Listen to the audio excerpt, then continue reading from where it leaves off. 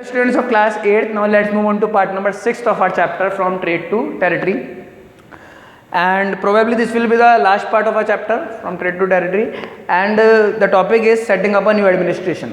देखिए पूरी इंडिया पे कब्जा करने के बाद अब ब्रिटिशर्स की बारी है कि वो एडमिनिस्ट्रेशन कैसे चलाएंगे, है ना।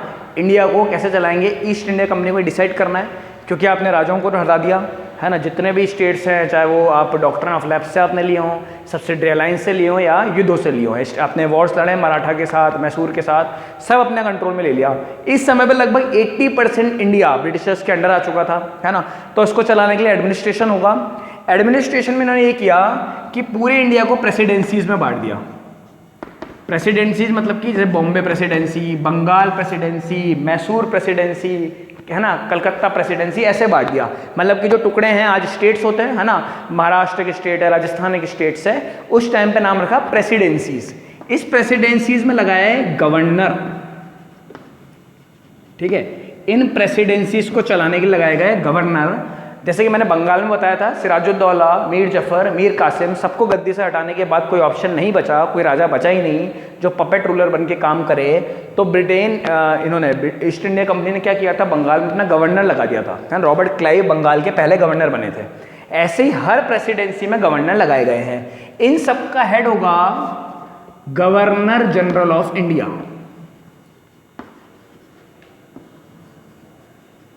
सारे गवर्नर्स का हेड क्या कहलाएगा, जो सबको सुपरवाइज करेगा, इसके ऑर्डर पे सब काम करेंगे, नाम होगा गवर्नर जनरल ऑफ इंडिया। यहां आपको ध्यान रखना है, वॉरेन हेस्टिंग्स को, वॉरेन हेस्टिंग्स को पूरे इंडिया का पहला गवर्नर जनरल बनाया गया था। अब क्वेश्चन आ सकता है, रॉबर्ट क्लाइव बंगाल के गवर्नर बने थे, सिर्फ गवर्नर जनरल नहीं, सिर्फ governor. Robert Clive became the first governor of Bengal and Warren Hastings became the first governor general of India। बात समझ में आ गई। क्या करा कंट्री ईस्ट इंडिया कंपनी ने, पूरी कंट्री को प्रेसिडेंसीज में बांट दिया, छोटे छोटे टुकड़े कर दिए प्रेसिडेंसीज। हर प्रेसिडेंसी किसके कंट्रोल में कर दी, गवर्नर के कंट्रोल में कर दी। अच्छा, गवर्नर किसके कंट्रोल में रहेंगे, गवर्नर्स को ऑर्डर कौन देगा, गवर्नर जनरल ऑफ इंडिया। पहला गवर्नर जनरल कौन है, वॉरेन हेस्टिंग्स। ये बात आप लोगों की setting up a new administration में अच्छे से लिखी हुई है। चलिए, आपने सबको लगा दिया, सबके अंडर में प्रेसिडेंसीज दे दी, गवर्नर बना दिए, गवर्नर जनरल बना दिए। अब बात आएगी पूरा एडमिनिस्ट्रेशन चलेगा कैसे। तो सबसे पहले बात है जुडिशरी की, न्याय व्यवस्था कैसे चलेगी। कोर्ट्स होते हैं, supreme court, high court, district courts, है ना। उसमें कैदी को लेके जाते हैं जो गलती करता है, चोरी करता है, कोई बड़ा अपराध करता है, कोई बड़ा क्राइम होता है मर्डर वगैरह का, तो वहाँ पे लेके जाते हैं और जज उनको आज सजा सुनाते हैं। ऐसा सिस्टम चल रहा है। ये पूरा सिस्टम हमारा ब्रिटिशर्स का कॉपीड है, ये उनके टाइम से चालू है। इन्होंने क्या करा, जुडिशरी को 2 पार्ट में बांटा, सिविल कोर्ट्स और क्रिमिनल कोर्ट्स।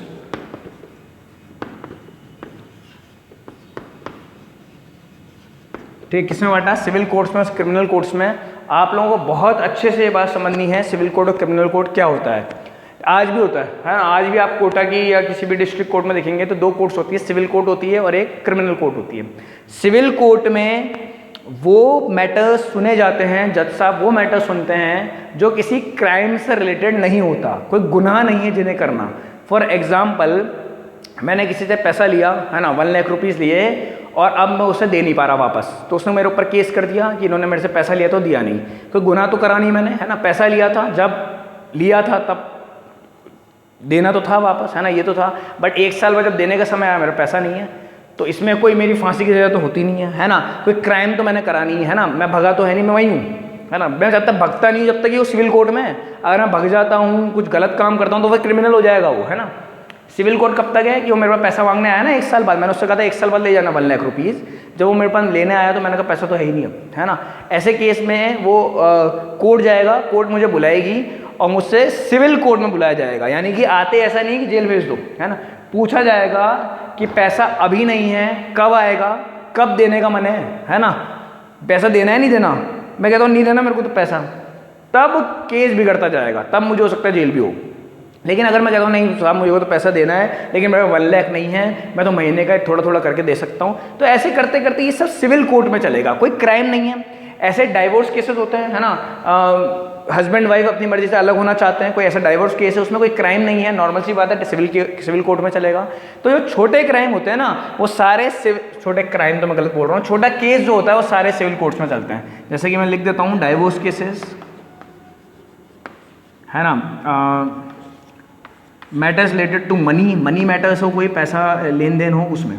लेकिन क्रिमिनल केसेस जैसे कि सबसे बड़ा मर्डर एक क्रिमिनल केस है, इसमें पैसा लेके देखिए आप बात नहीं संभाल सकते, आपने किसी को मारा है तो उसमें आपको सजा होगी सही।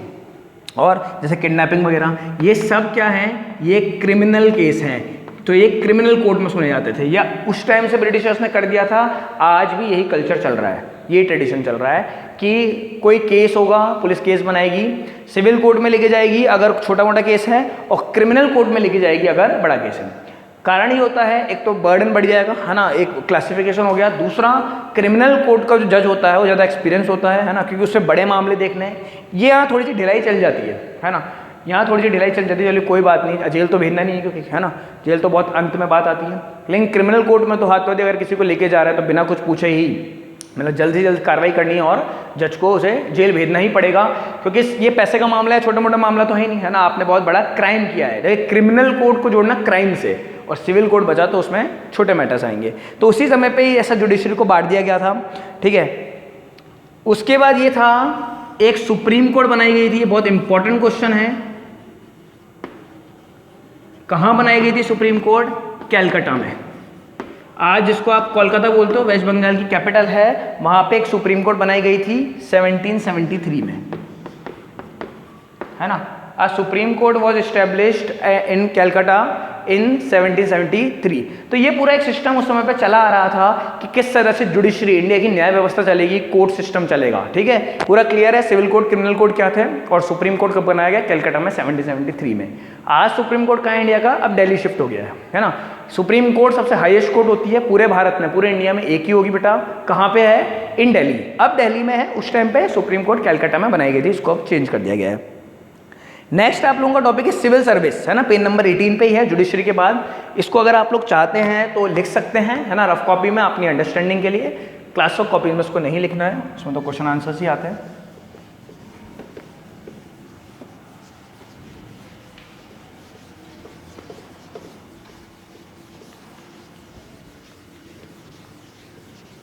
नेक्स्ट है आप लोगों का सिविल सर्विसेज। तो सिविल सर्विसेज की अगर हम बात करें तो सिविल सर्विसेज क्या होता है? आज भी होता है सिविल सर्विसेज, है ना। सबसे बड़ा पेपर होता है सिविल सर्विसेज का इंडिया में, यूपीएससी लेता है, यूनियन पब्लिक सर्विस कमीशन संस्था है यूपीएससी, वो इसका पेपर करवाती है। हम कह सकते हैं सबसे हार्ड पेपर होता है, सबसे ज़्यादा सिलेबस आता है। क्यों? क्योंकि आपको सबसे बड़ी पोजीशन में मिलने वाली है इंडिया में, दैट इज कलेक्टर्स। आप एक डिस्ट्रिक्ट के कलेक्टर बन जाएंगे अगर आप यूपीएससी का पेपर क्लियर करते हैं, सिविल सर्विसेज का पेपर क्लियर करते हैं। जो सिस्टम आज चला आ रहा है ये ब्रिटिशर चालू कर चुके थे। आपने पहले भी एक नाम सुना था, लॉर्ड कॉर्नवालिस।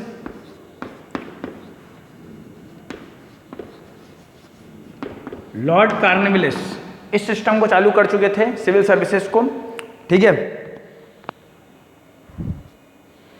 इस सिस्टम को चालू करा इन्होंने। सिविल सर्विसेज का पेपर जो पास करता था उसे कलेक्टर बनाया जाता था, है ना। फिर आप लोगों का नेक्स्ट टॉपिक कलेक्टर ही है। कलेक्टर कौन होता है? कलेक्टर जैसे नाम से दिख रहा है कलेक्ट, है ना, जिसका काम होता है, मेन काम होता है, मतलब आज तो कलेक्टर के काम बहुत बड़े हो गए, बहुत ज़्यादा हो गए। मेन काम होता है कलेक्टिंग द लैंड रेवेन्यू। जो उस टाइम पे, देखिए उस टाइम में मेन बात क्या थी कि ब्रिटिशर्स को टैक्स से मतलब था, पैसे से मतलब था। जितना भी टैक्स एक स्टेट में कलेक्ट होगा, एक डिस्ट्रिक्ट में कलेक्ट होगा, वो कौन करेगा? उसके मेनली, देखिए कलेक्टर घर घर तो जाएगा नहीं, अपने नीचे आदमी लगाएगा, उन्हें ये काम देगा कि आप सबसे लैंड टैक्स लेके आएंगे, अपनी ज़मीन का वो कर देंगे, टैक्स देंगे, एग्रीकल्चर लैंड का, है ना। जितना वो प्रोड्यूस कर रहे हैं उसका पैसा वो टाइम टू टाइम भरते रहेंगे। ये collecting the land revenue main काम था कलेक्टर का। इसके बाद लॉ एंड ऑर्डर मेंटेन करके रखना। आज तो मेन काम यही हो गया कि कोई फेस्टिवल है या कोई कोर्ट का ऑर्डर आना है तो कैसे लॉ एंड ऑर्डर, है ना, शांति व्यवस्था बनाए रखे एक शहर में, ये कलेक्टर का मेन काम है।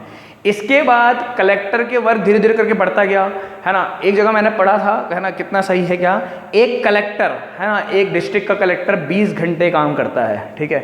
20 तो शायद बहुत ज़्यादा हो गया, लेकिन हाँ अराउंड 16-17 आज तो वो काम करते ही हैं, ठीक है।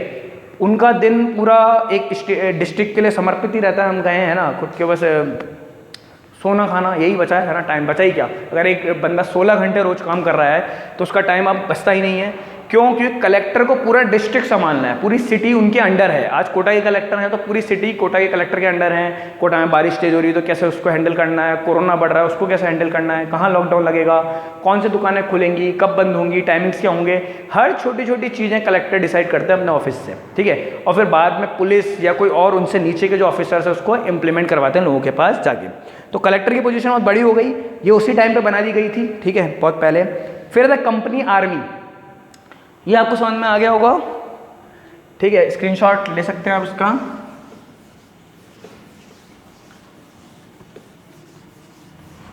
नेक्स्ट आता है कंपनी आर्मी। तो कंपनी की जो आर्मी थी, कंपनी मतलब वही ईस्ट इंडिया कंपनी है ना। कंपनी अपनी आर्मी को धीरे धीरे करके बढ़ाती जा रही थी और एक बहुत अच्छी आर्मी क्रिएट करी जिसमें दोनों थे, इन्फेंट्री भी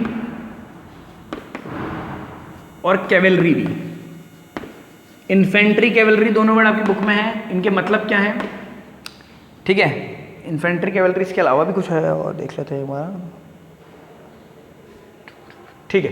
हाँ, तो इन्फेंट्री भी कैवेलरी भी, देखिए इन्फेंट्री और कैवेलरी का मतलब क्या है। इन्फेंट्री पैदल चाल, मतलब कि ऑन फुट, जो सोल्जर पैदल चल के अपने पैरों पे चल के अटैक करेंगे वो इन्फेंट्री कहलाती है। और कैवेलरी जो हॉर्स पे बैठ के, घुड़सवार सैनिक है ना, हॉर्स बैक पे बैठ के अटैक करेंगे वो कैवेलरी कहलाती है।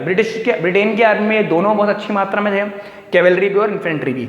इसके साथ आर्मी में वेपन्स, मॉडर्न टेक्नोलॉजी के वेपन्स थे, है ना, टैंक्स थे, ठीक है। ऐसे ही थोड़ी टीपू सुल्तान, हैदर अली, बड़े बड़े राजाओं को इन्होंने हरा दिया, मराठाओं को हराया। इसके अलावा आर्मी को डिसिप्लिन सिखाया जाता था, ठीक है, जो आज भी है ना। आपने देखा होगा कि आर्मी वाले पर्सन में, है ना, जो आर्मी में रिक्रूट हो या रिटायर्ड हो, कितने डिसिप्लिन, कितना स्ट्रिक्टनेस रहती है ना, वो चीज़ इन्हें सिखाया जाता था, स्ट्रिक्टनेस होती थी। तो इससे क्या हुआ था, कंपनी ने अपने आर्मी को इतना तैयार कर लिया था कि आने वाले बहुत समय तक कोई भी राजा, किसी भी स्टेट का राजा हमारी तरफ आंख उठा के भी ना देखे, क्योंकि इन्होंने दुश्मनी सबसे मोल ले ली थी। पंजाब आपने जीत लिया, मराठा आपका है, मान लीजिए कोई कल शक्तिशाली राजा पैदा हो जाता है और सोचता है कि मैं ब्रिटिशर्स को चुनौती दूं, तो वो आर्मी देखते ही डर जाएंगी, है ना। इन्फेंट्री, कैवेलरी, टेक्नोलॉजी अच्छी है, टैंक्स अच्छे हैं, वेपन, स्वॉर्ड्स, है ना, ये सब इतने अच्छे हों कि आर्मी देखते ही जो राजा है वो डर जाए कि हम तो अटैक कर ही नहीं पाएंगे, इसलिए इनको बनाया जाता था, ठीक है। तो ये चैप्टर आप लोगों का हो गया। फिर है कंक्लूजन। कंक्लूजन में देखिए यही बताया गया है कि किस तरीके से जो ईस्ट इंडिया कंपनी इंडिया में ट्रेड करने आई थी। आपने चैप्टर की शुरुआत में ये पढ़ा था कि क्वीन एलिजाबेथ से चार्टर लेके आई 1600 में, शाहजहां से परमिशन ली और भारत में ट्रेड करना चालू किया सूरत से। उसके बाद ये चैप्टर जहाँ तक खत्म हुआ और आपने कहाँ तक देख लिया इसको, अपनी आर्मी तैयार कर रहे हैं, जुडिशरी में सिविल कोड, क्रिमिनल कोड बना दिए, सुप्रीम कोर्ट खोल दिए, डिस्ट्रिक्ट में कलेक्टर्स लगा दिए। क्या ये काम एक कंपनी का होता है क्या? बिल्कुल नहीं होता। तो हमें क्या पता लग रहा है कि धीरे धीरे करके हम गुलाम होते जा रहे हैं। बहुत सारे युद्ध लड़े कंपनी ने, बंगाल, मराठा, पंजाब, है ना, सब जीत लिया। पूरे भारत में मैंने बताया लगभग 80% पार्ट पे ब्रिटिशर्स का कब्जा है, 20% जिस पर नहीं है वो भी बहुत छोटे से स्टेट हैं, उनके राजा भी ब्रिटिशर्स के अंडर ही हैं, ठीक है। हाँ, बट डायरेक्ट कंट्रोल उनका ब्रिटिशर्स का नहीं है उस पर, लेकिन हाँ इनडायरेक्ट कंट्रोल तो वो 20% पे भी ब्रिटिशर्स का ही है। तो आप देख सकते हैं किस तरीके से एक कंपनी जो भारत में सिर्फ ट्रेड करने आई थी, व्यापार करने आई थी, यहाँ की टेरिटरी तक वो पहुँच गई। अब चैप्टर का नाम प्रूव हो गया, फ्रॉम ट्रेड टू टेरिटरी। आप आए तो व्यापार करने थे, ट्रेड करने थे, लेकिन कैसे एक एक कंट्री, एक एक स्टेट आपके अंडर हो गया, आपने कलेक्टर्स लगा दिए, अपनी आर्मी लगा दी, है ना, कोर्ट्स आपके हो गए। तो किस तरीके से एक कंपनी ने पूरा रूल अपने कंट्रोल में ले लिया, ये पूरा चैप्टर था। और बिल्कुल आप समझ सकते हैं, इतने समझदार हैं कि हम गुलाम हो चुके हैं, है ना। यही हमको दिख रहा है कि जब कोर्ट्स उनके हैं, पुलिस उनकी है, कलेक्टर्स उनके हैं, गवर्नर जनरल, गवर्नर्स उन्होंने अपने लगा दिए हैं, तो इंडिया गुलाम हो चुका है ब्रिटिशर्स का, ठीक है। तो ये चैप्टर आप लोगों का पूरा हो जाता है। Question answers, exercises PDF form में आपको टाइम टू टाइम मिल ही जाते हैं, जिन्हें कॉपीज़ में आपको करना है, इस चैप्टर के मिल जाएंगे। सो पार्ट नंबर 6 ये लास्ट पार्ट है इस चैप्टर का। Thank you.